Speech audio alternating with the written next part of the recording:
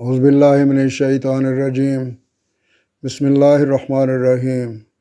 اللہ تبارک و تعالیٰ اپنی اسکیم میں مداخلت پسند نہیں کرتا۔ وہ اپنے ٹارگٹ تک بڑے لطیف اور غیر محسوس طریقے سے پہنچتا ہے۔ یوسف کو بادشاہی کا خواب دکھایا، باپ کو بھی پتہ چل گیا۔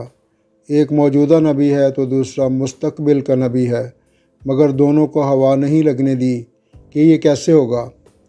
خواب خوشی کا تھا مگر چکا غم کا چلا دیا۔ یوسف 2 کلومیٹر دور کنویں میں پڑا ہے، خوشبو نہیں آنے دی۔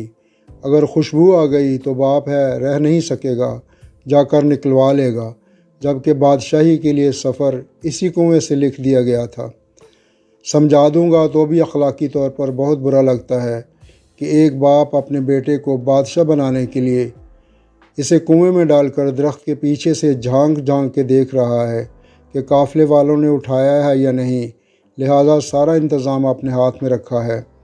اگر یوسف کے بھائیوں کو پتہ ہوتا کہ اس کنویں میں گرنا بادشاہ بننا ہے اور وہ یوسف کی مخالفت کر کے اصل میں اسے بادشاہ بنانے میں اللہ کی طرف سے استعمال ہو رہے ہیں، تو وہ ایک دوسرے کی منتیں کرتے کہ مجھے دھکا دے دو۔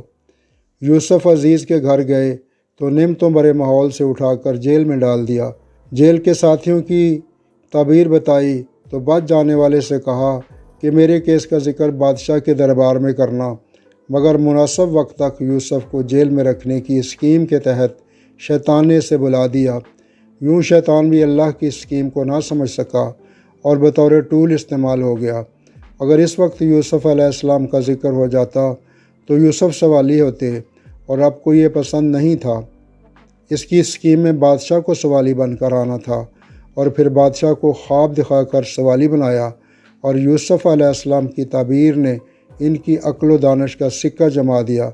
بادشاہ نے بلایا تو فرمایا، میں NRO کے تحت باہر نہیں آؤں گا جب تک عورتوں والے کیس میں میری بے گناہی ثابت نہ ہو جائے۔ عورتیں بلوائی گئیں، سب نے یوسف کی پاک دامنی کی گواہی دی، اور مدعیہ عورت نے بھی جھوٹ کا اعتراف کے کہہ دیا کہ انا راودتہ عن نفسہ وانہ لمن الصادقین۔ وہی قحط کا خواب جو بادشاہ کو یوسف کے پاس لایا تھا، وہی قحط ہانک کر یوسف کے بھائیوں کو بھی ان کے دربار میں لے آیا اور دکھا دیا کہ یہ وہ بے بس معصوم بچہ ہے جسے تمہارے حسد نے بادشاہ بنا دیا۔ فرمایا، پہلے بھی تم میرا کرتا لے کر گئے تھے جس نے میرے باپ کی بینائی کھا لی، کیونکہ اسی کرتے کو سونگ کر گریا کیا کرتے تھے۔ فرمایا، اب یہ کرتا لے جاؤ، یہ وہ کھوئی ہوئی بینائی واپس لے آئے گا۔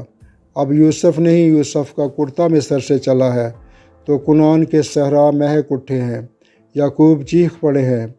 تم مجھے سٹھایا ہوا نہ کہو تو ایک بات کہوں، مجھے یوسف کی خوشبو آ رہی ہے۔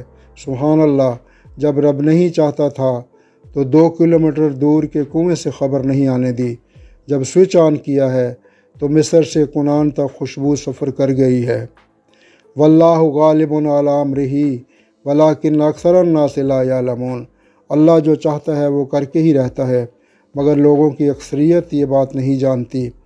یاد رکھیں، آپ کے عزیزوں دشمنوں کی چالیں اور حسد شاید آپ کے بارے میں اللہ کی خیر کی اسکیم کو ہی کامیاب بنانے کی کوئی خدائی چال ہو۔ انہیں کرنے دیں جو وہ کرتے ہیں۔ آپ اللہ پاک سے ہر وقت خیر کی دعائیں مانگتے رہیں۔